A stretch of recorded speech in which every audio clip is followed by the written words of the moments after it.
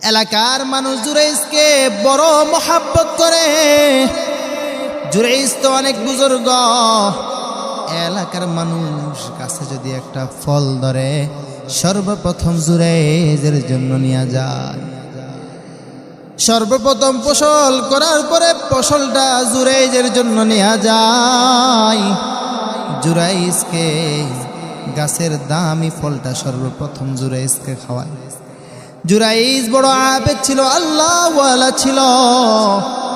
জঙ্গলের মধ্যে ঘর বানায়া জুরাইজ ওখানে ইবাদত করত। ও আমার কলিজার টুকরা যুবক ভাই, কথাগুলো গভীর মন দিয়া কথাগুলো শোনো।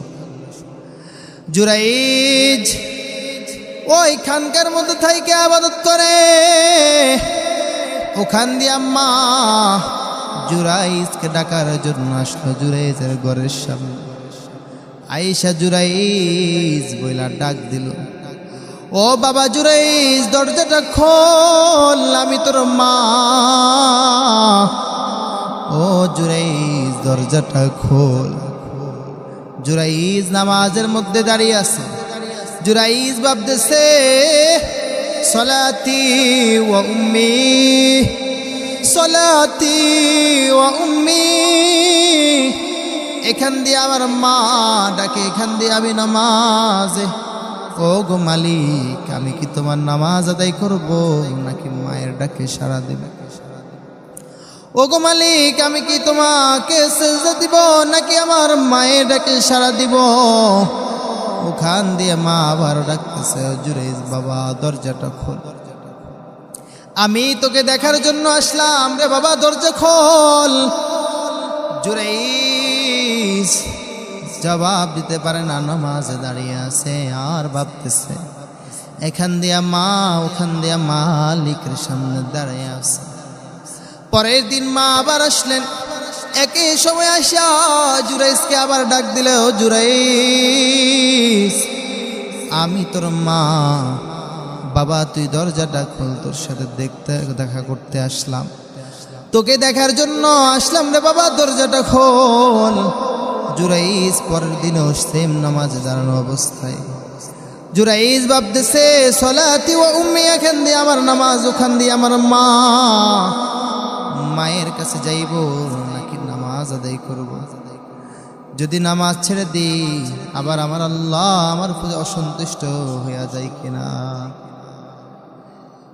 তৃতীয় দিন একই অবস্থা, মা আবার আসলো, জুরাইজকে ডাক দিল। জুরাইজ নামাজে ছিল। মায়ের অন্তর থেকে একটু বদদোয়া লাগিয়ে গেল। মা বদদোয়া দিয়া রাগ কইরা সন্তানকে বদদোয়া দিল, আল্লাহ তোকে লাঞ্ছিত করুক, তুই যে আমি মার ডাকে জবাব দাস নাই। এই কথা বইলা জুরাইজের মা চইলা গেল বদদুয়ার থেকে।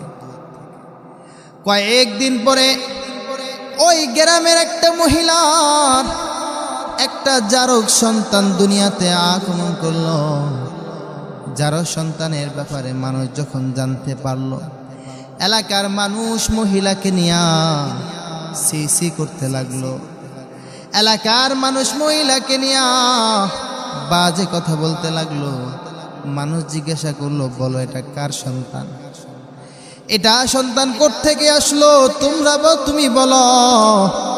মহিলা নিরুপায় হইয়া বলতেছে এটা জুরাইজের সন্তান। অথচ জুরাইজ একজন আবেদ। এলাকার মানুষের মাথা গরম হয়ে গেল, এটা কি আজীব কথা। আমরা যাকে বুজুর্গ মানি, যাকে এত ভালো জানিস, তাই সেই ব্যক্তির দ্বারা কেমন কাজ করা সম্ভব হলো? এটা কেমন কাজ করলো? তার জন্য কেমন কাজ করা উচিত হলো? আমরা তো তার বড় বুজুর্গ মনে করি, আল্লাহওয়ালা মনে করি। অথচ আল্লাহর ওলি গুনাহ মুক্ত, কিন্তু অপবাদ পেল জিনার। আল্লাহর কুতুব কান্না করা শুরু করলো।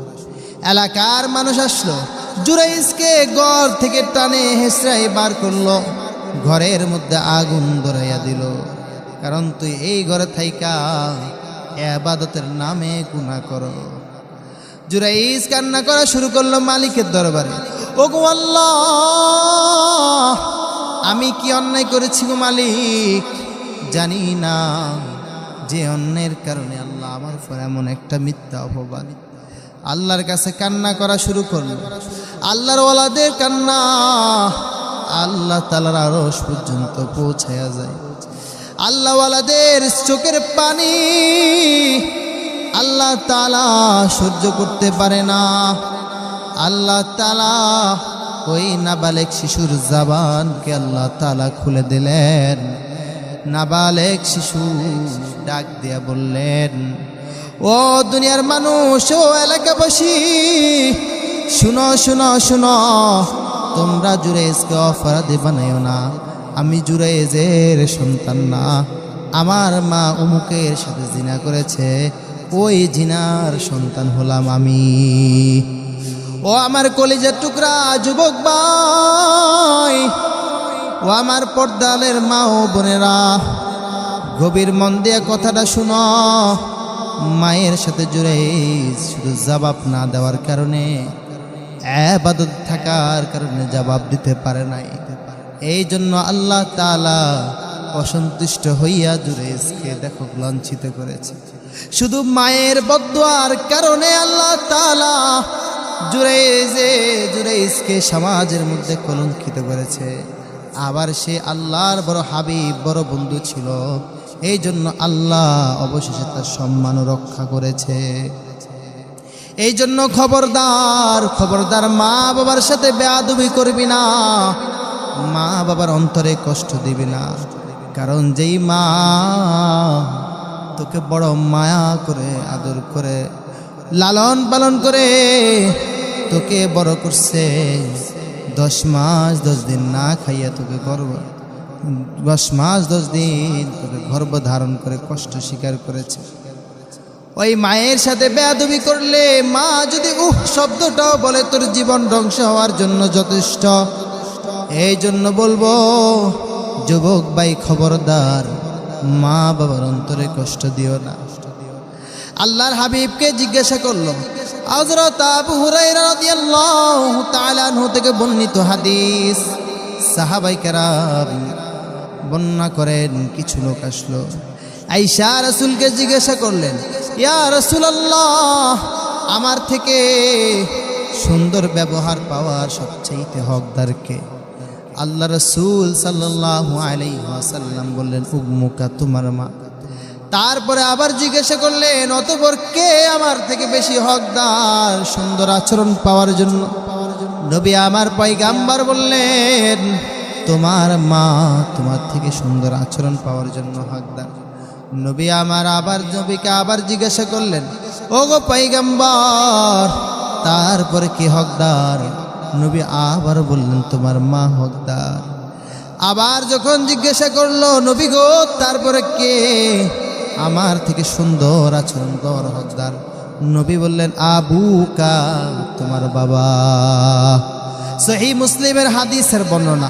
মুহাদ্দিসিনে কেরাম এই হাদিসের ব্যাখ্যা করলেন। তারা বললেন, আল্লাহ রাসূল একে একে 3 বার কেন বললো জানোনি তোমরা? কারণ একটা সন্তান সর্বপ্রথম যখন গর্ভে ধারণ করে, গর্ভের মধ্যে আসে, মা বড় কষ্ট করে। মা খেয়ে না খেয়ে সন্তানকে গর্ভে ধারণ করে। অনেক সময় দেখা যায় 1 মাস 2 মাস যা মা ঠিক মতো খানা খাইতে পারে না, বড় কষ্ট, শরীরে অনেক কষ্ট পায়, অসুস্থতা লাগে, বমি করে, অশান্তি লাগে। মার এই কষ্টের দিকে তাকাইয়া আল্লাহর হাবিব বললেন, উম্মুকা, তোমার মা। আবার যখন ওই সাহাবী জিজ্ঞাসা করলো, তারপরে কে সুন্দর ব্যবহার পাওয়ার যোগ্য? আল্লাহ রাসূল মনে মনে ভাবলেন, মায়ে তো যখন সন্তানটা দুনিয়া আসে সবচেয়ে বেশি কষ্ট পায় মা। মার তখন এমন অবস্থা হয়, কেমন জানি মা দুনিয়া থেকে বিদায় নিয়ে চলে যাচ্ছে, ওই সময়টা তার জীবনের শেষ সময়, এমনটা তার মনে হয়। এই কষ্টের কারণে আল্লাহ রাসূল উম্মুকা বললেন। দ্বিতীয়বার যখন আল্লাহ রাসূল উম্মুকা বললেন, ওয়াফিসালুহু ফি আমাইনে, তোমরা তোমাদের মায়ের বুক থেকে 2 বছর দুধ পালন করো। ওই দুধ পালনের কষ্টের দিকে তাকাইয়া আল্লাহর হাবিব বললেন, উম্মুকা, তোমার মাই সবচেয়ে তোমার থেকে সুন্দর আচরণ পাওয়ার হকদার। এই জন্য মা বাবাকে কষ্ট দিও না, মা বাবার সাথে বেয়াদবি করিও না। যদি মা বাবার সাথে বেয়াদবি করো, তোমার জীবন দুনিয়া আখিরাত সব ধ্বংস। মায়ের সাথে বেয়াদবি করে যদি তুমি মক্কায় যাও, তোমার হজ কবুল হবে না।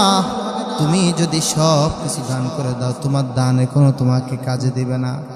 যদি তোমার মা তোমার বাবা তোমার উপরে কষ্ট থাকে, এই জন্য বলবো, ও যুবক কলিজার টুকরা যুবক ভাই, মা বাবার কাছে যাইয়া যদি বেয়াদবি করে থাকো, ক্ষমা চেয়ে নাও।